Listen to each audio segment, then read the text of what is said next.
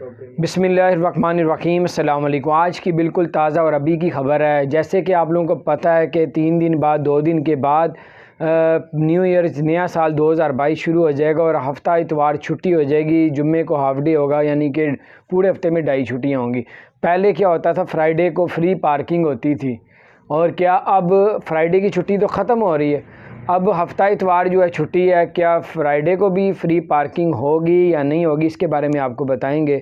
सबसे पहले तो आपसे गुजारिश है, अगर आपने हमारे चैनल को सब्सक्राइब नहीं किया तो ज़रूर सब्सक्राइब कर दें, बेल आइकन को प्रेस कर दें ताकि नई सी अपडेट्स आप तक पहुंचती रहें।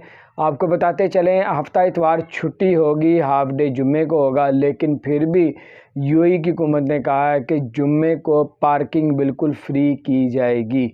बिल्कुल फ्री पार्किंग में आप लोग जुम्मे को, इसी तरह हफ्ता इतवार छुट्टी, फ्राइडे को हाफ डे, फिर भी पार्किंग जो फ्राइडे की है वो फ्री हुआ करेगी। ये थी बड़ी ख़बर, मैंने कहा आपसे शेयर करूँ। अपना ख्याल रखें, चैनल को सब्सक्राइब नहीं